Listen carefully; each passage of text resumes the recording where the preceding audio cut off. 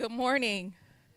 Good morning to you who are joining us in the sanctuary. Good morning to you who are joining us in cyberspace on the web. We appreciate you joining us today. For Life Connections, we have a special guest who is joining us during Life Connections to continue to help us with our health. My brother said it today, and we know that Pastor Troxler says it often. Your soul is in your body, and because your soul is in your body, you need to take care of that. And so today we have the opportunity to take care of our body, and we will do that with the help of our special guest here today is Dr. Angela Groves, and I'll give her a chance to give her credentials and her purpose for being here. But we're excited to have her talk to us about a hypertension study for African American women 60 and older. And while that information is very specific in that way, we know that information disseminated can be useful for everyone. And so if we have a group of participants, but we also have an audience to hear the information that's going to be shared. So Dr. Groves, we appreciate you being here, and welcome to Macedonia.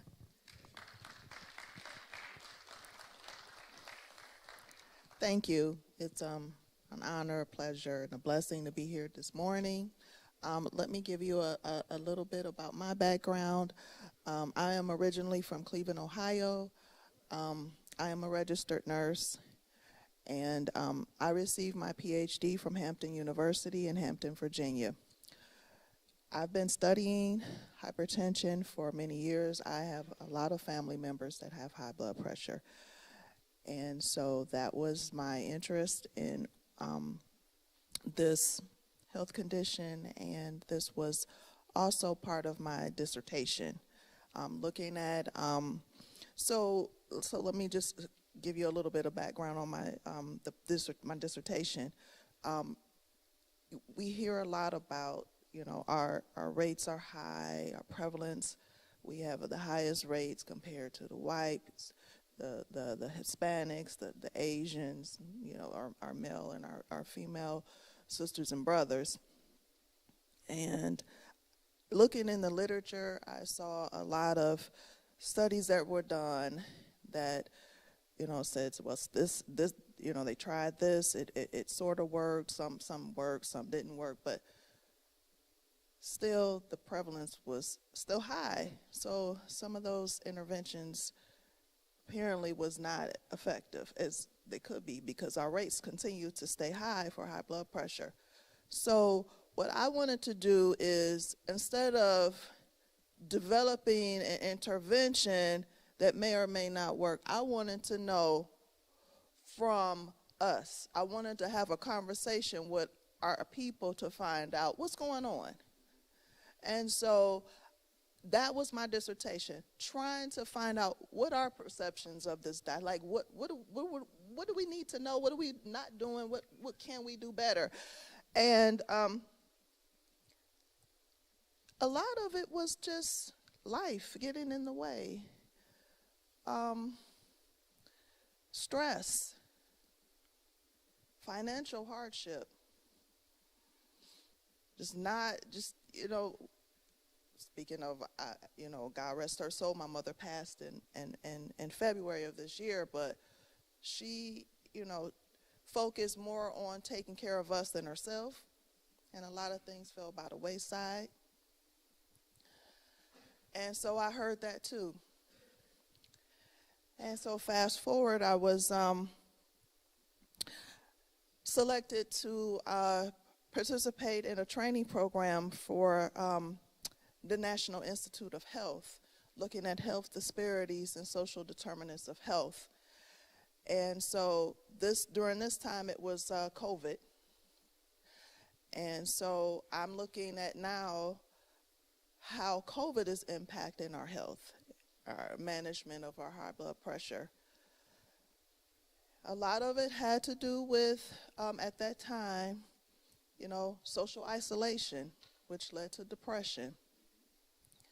The area I was looking in at that time was in Cleveland, and it was like well, I'm not able to get out to go to the grocery store. So what's close to me is a Dollar General. So that's primarily what I have as food sources in the food pantry. So as we were talking in this focus group session, the women were talking about, well, have you heard of this resource and that resource? And they were like amongst each other talking about ways that they can help each other with their health.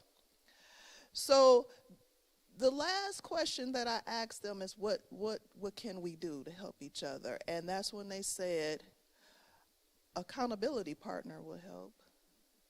We need to take control of our own health.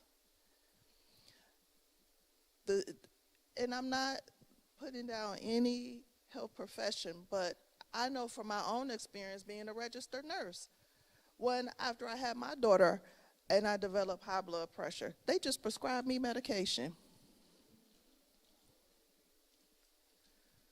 and more medication.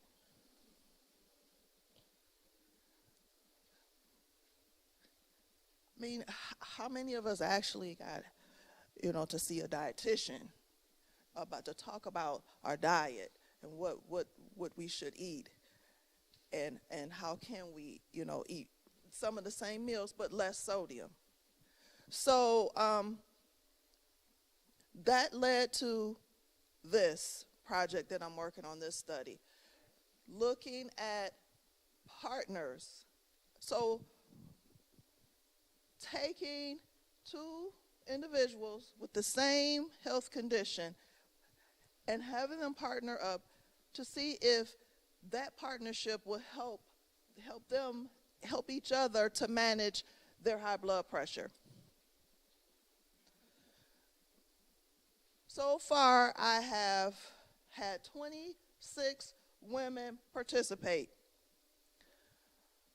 from a senior center and a Baptist church in Kalamazoo, Michigan. And all of them have said this is needed in the community. When we meet in our groups at the end, they talked about how they were able to dialogue about keeping track of their blood pressure. One woman told me, she said, I never thought about keeping track of my blood pressure until I was in this study. Because every woman in the study, they get a home blood pressure monitor, and they have to keep track of their blood pressure once in the morning and once in the evening. And what they found is how their blood pressure fluctuates, and how their blood pressure fluctuates based on what they eat. One individual said, when I know when I had something I wasn't supposed to, she said, I took my blood pressure and it was sky high. One lady said, I was wondering why I kept getting all these headaches. And now I'm taking my blood pressure, I see why. That's telling me my blood pressure is too high. Some of the women, they share recipes with each other. They help keep each other accountable. When they knew that they had to talk to this person at least twice a week, that helped keep them on track with keeping track of their blood pressure and so forth. So far it's helping. So I'm here today to help you and everyone else so we can help each other.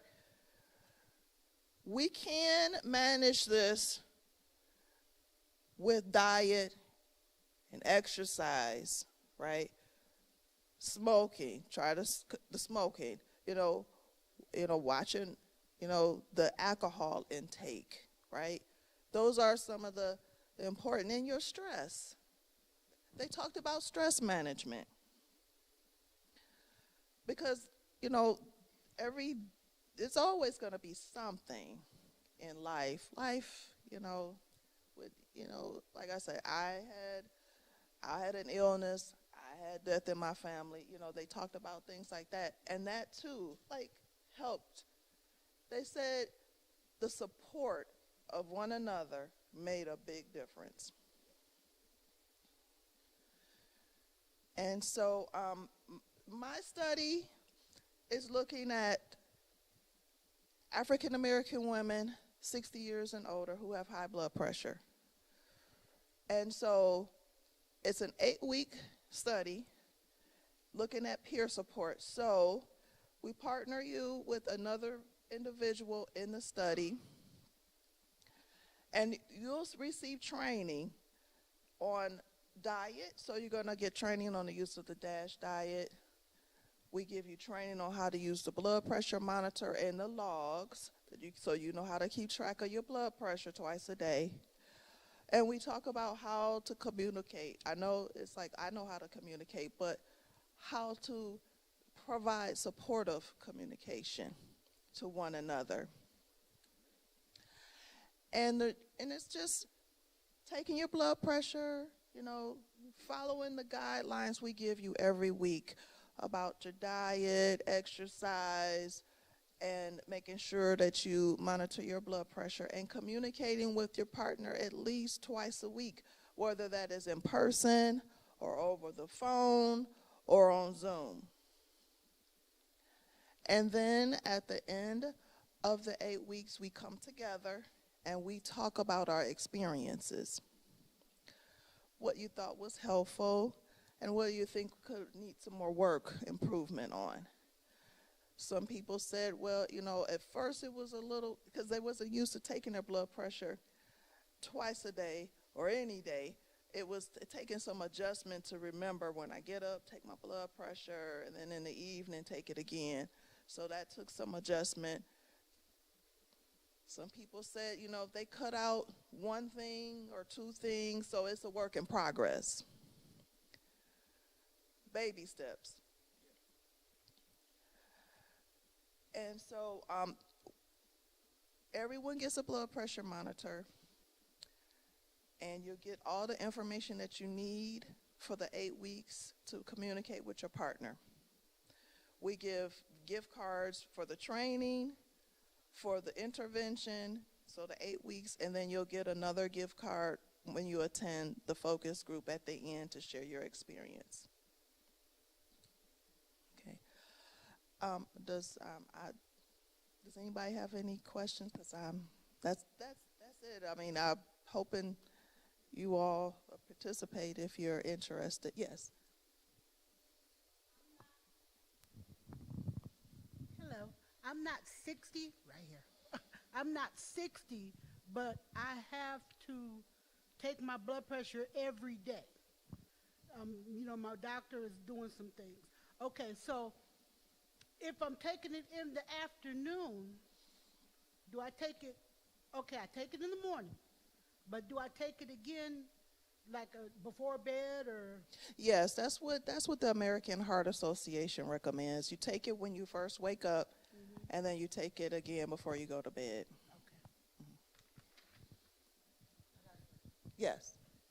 Our meeting's going to be right here in the 8-week section? Yeah, so for individuals that are interested in participating, my staff will come here, and we'll do the training here. Your communication with your partner will be on your time, as long as it's twice a week. And then at the end, when we come together, we'll meet here. Now, we're not just leaving you to your own devices. We'll be communicating with you weekly to see how everything is going, whether it's over the phone or email. We'll check in. We do our check-ins. We'll give you education boosts. They call them education boosters. We'll give you tips, and throughout the 8 weeks. So if you have any questions, you can contact us. We'll check in with you as well. I have a dietitian, a psychologist, and I have my nursing student that's working with me. Sometimes my blood pressure elevates.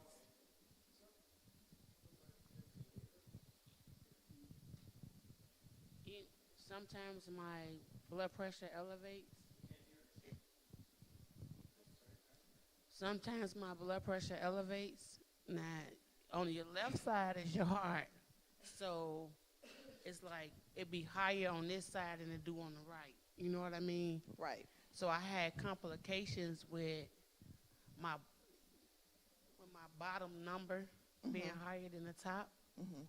So I had to see a specialist about it. You know what I mean? Because I have an enlarged heart, and I also have high blood pressure. I'm not 60. I'm only 39, and you know my intake. I don't use salt. I don't use salt for no seasonings and none of that. You know, and it's just weird that my blood pressure fluctuates like that, and I don't understand why. And it can fluctuate in arms. That's what we recommend that you know, because it is possible that it could change from arm to arm. We have our participants to take blood pressure on the same arm. But I'm not the dietitian, but what I do know is most of our salt is not just from the salt shaker. It comes from processed foods, lunch meat, you know, our frozen foods, you know, things that dietitian talks about, like this hidden sodium, like things like bread has sodium in it. It's like sodium is in everything, not just like what we season our food with. Everything, and people don't understand So that. yeah, That and so salt is in a lot of different foods that we consume, it is. and we don't know it to be exact. You know, unless we feel like, oh, well, I don't use salt, so I ain't getting no salt. But it's in everything that we eat and everything really that's is. processed. You know what I mean? So it's a win-lose. You know what I mean? And I love tater chips. So I know for myself, I'm constantly, it's like,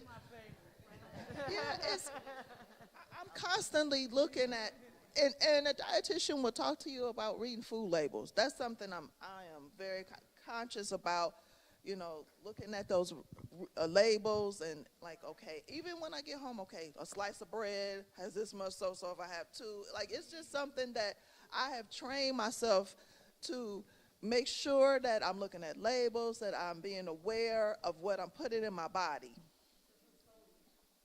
Sodium, fat, sugar, I'm looking at, you know, like, now they say that have some, that can, I don't like the taste of it, but they say that can help with blood pressure management. I just was curious about the DASH diet. Okay, so the DASH diet is dietary approaches to stopping hypertension. So that's what our dietitian will teach about. And she talks about like how to lower your sodium intake, right? And the DASH diet is just not about lowering sodium. It's gonna talk about exercise, and it talks about stress reduction. And so she's gonna include all of that in her training session. I think you did. Yes. Okay, so one of the things I have is ulcerative colitis. And you may not think that that has a lot to do with my blood pressure, but sometimes when I get screened, they'll tell me you're a little high. Well, you're squeezing my arm, I'm stressed out. Of course my blood pressure is going to be a little high. Also, I'm afraid you're going to tell me I have to give up fried chicken, which is frightening in itself. So I've tried the dietitian, and I think that it's their approach. They start off with you can't. And that is very frustrating when I had a Southern mother, a Southern grandmother. I remember seeing grease on the stove. I remember the 5-pound gallon or pail of sugar. What my mama did to oatmeal was just not right, okay? It wasn't even oatmeal when she was done with it. But it's the only way I can eat it now, because if not, it tastes like a cardboard. So when you do this, how do you approach so that we don't feel like getting up and leaving after 2 minutes there? Well, so now I don't teach the diet portion. I have the dietitian, but we've had dialogue about this, that I want you to include the cultural piece, like, because I explained to her, like, I cook greens, you know, and macaroni and cheese and, you know, things like that. So talk to my people about how we can lower our sodium intake from the foods that we eat. And I told her so she can do her homework. And so this is what we need. And so that's so she's very much in tune and aware of the expectations when she comes to the training to give us the information that we need. And also, you know, the whole white coat syndrome and things like that. So that, you know, like, I understand. That's why this is a very important, you know, you got people that is telling us what we can't do. They don't look like us, you know, and they really don't care one way or the other, you know. So I understand what you're saying. You know, you're getting it from someone who may not even have your best interest. You know, and so that's another reason why this is very important to hear it from us, coming from us.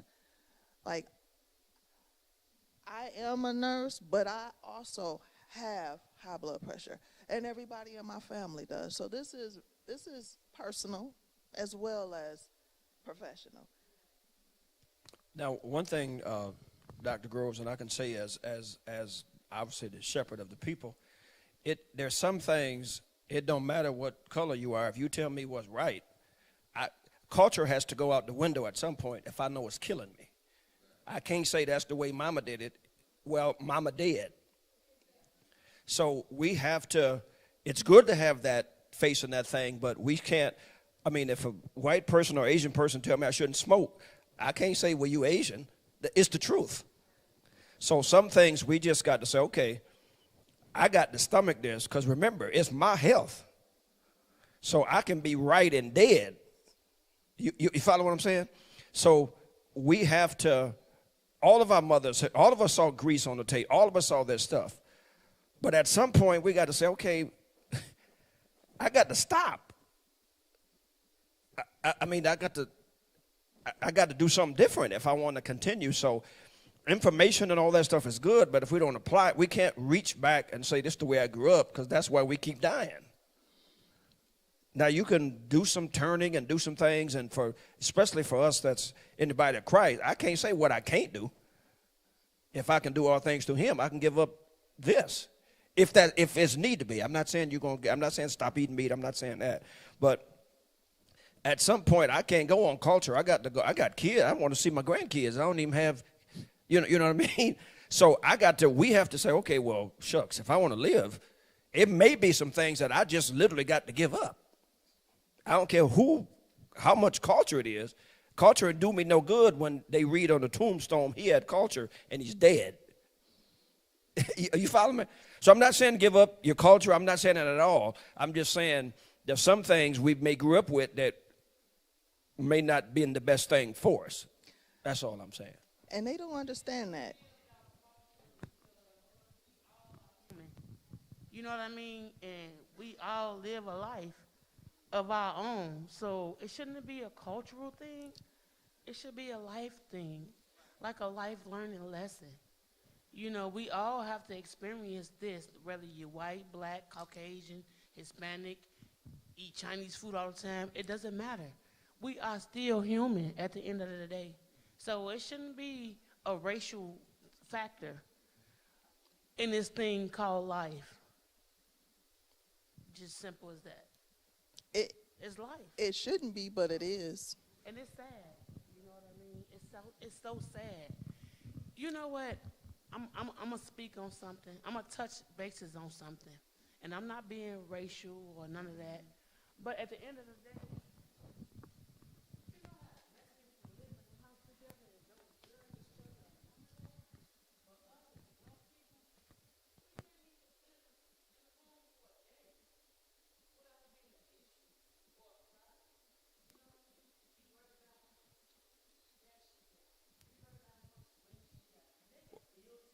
Well, sweetheart, that's a different issue than what we're talking about here.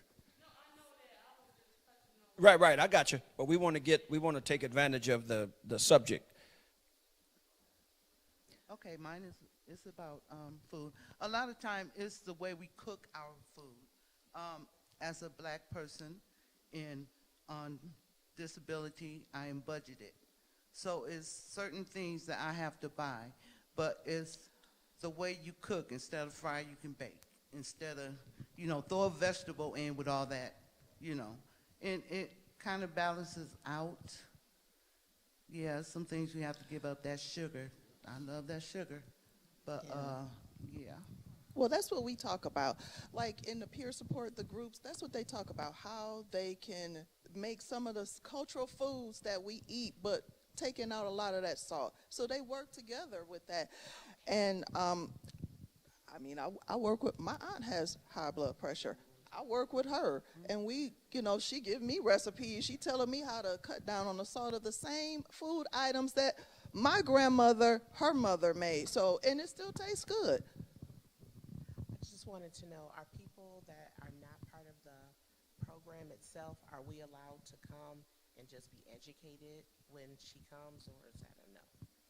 Well, because of the study in itself, and it's being funded by the Daisy Foundation, it's only for the people who are participating in the study. But I can come back. And the thing is, Keisha, remember, if the people are participating in the study are here, we got the information from them. Got it. So the participants, once the thing is over, we can have that. Yeah, they can come. Well, who's ever in the thing, they can come share with us everything. Okay. Yeah. Thank you. But as I said, for the purposes and stuff, they can't do that. But yeah, we are people, because once you give me the information, you can't tell me who not to give it to. So we can share that among our own. And then if you want to have Dr. Groves come back on her own, she can do that where that's not a part of where she's not restricted, because she will be. Yeah. My question is on the exercise component.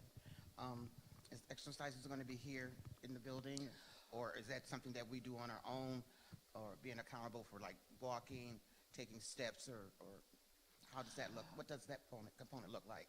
Well, what the dietitians do is they talk about types of exercises like chair exercises. She gives a demonstration. That's something you can do with your partner, but we're not going to have an exercise group. She's just talking about the different types of exercises. She'll give an example of one that you can do at home while you're watching TV, like in a chair, because some people can't go out and walk. So she gives those types of examples.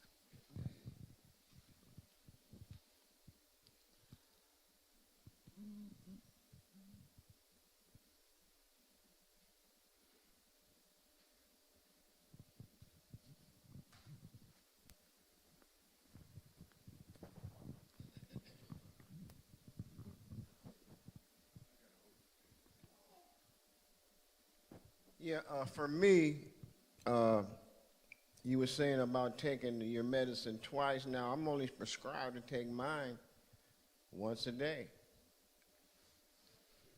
No, it was Blood pressure medicine. no, taking your blood pressure with the monitor. The machine. take your blood pressure physically. Yes. Oh, I thought you were talking about your medicine. No.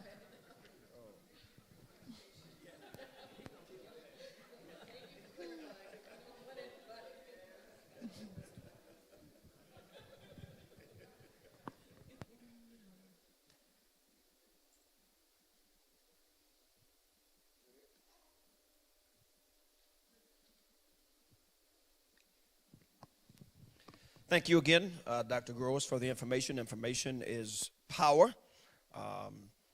And once again, when those that's in the program, when you start the program and the dietitian and all the different people come, remember, it's just like anything else. If we don't apply it, they can tell us everything.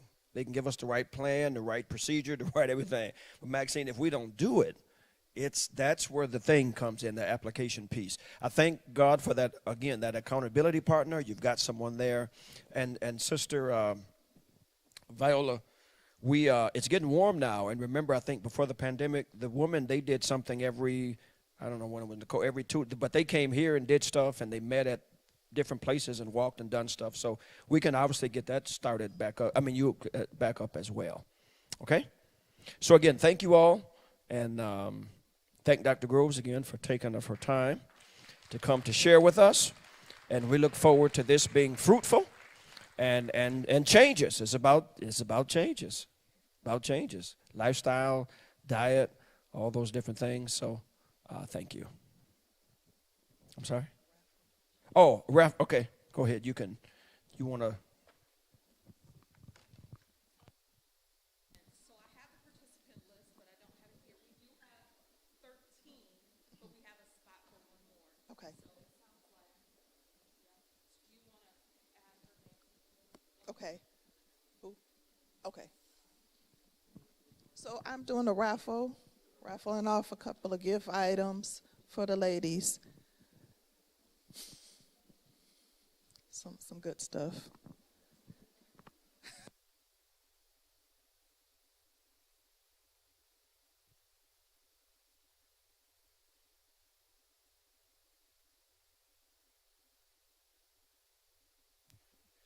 Good to see everybody. Sister Shirley Smith is back.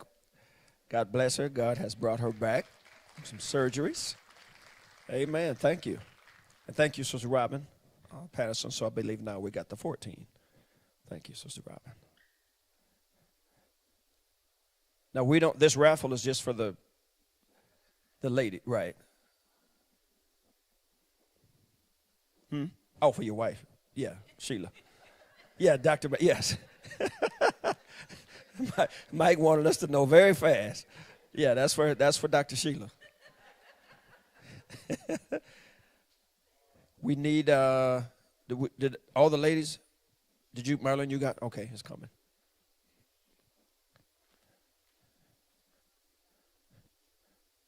Marlene, is that it? You got yours, sweetie. All right.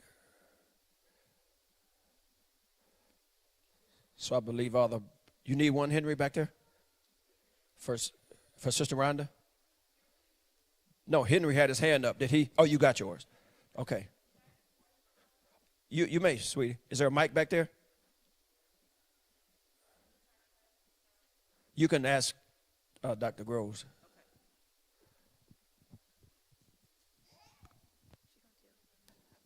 So as soon as I get the list of participants, we'll schedule it. I'm looking at this month. I guess I'll talk with your pastor, maybe First Lady, about what day that would work for you. Would a Saturday afternoon be okay? So once I get that list, we'll okay. Call We'll do that. Okay.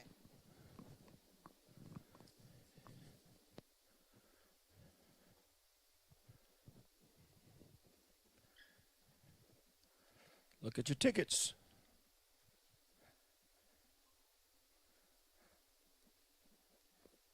All right.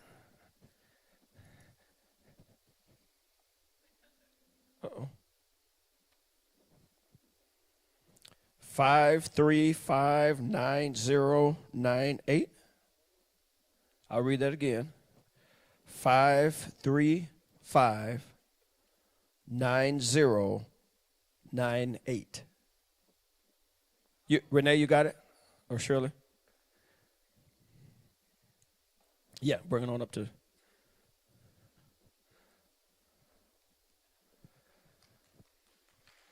Miss Renee?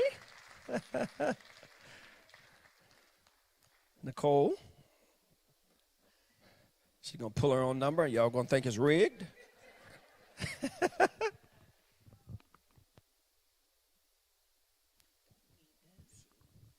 5359093.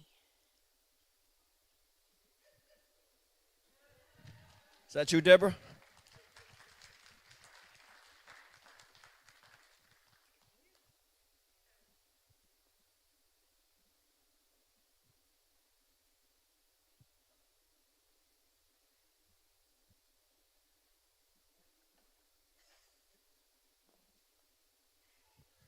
Five, 3-5-9-0-7-1. I'll read it again. Oh, you got it, Miss Mary?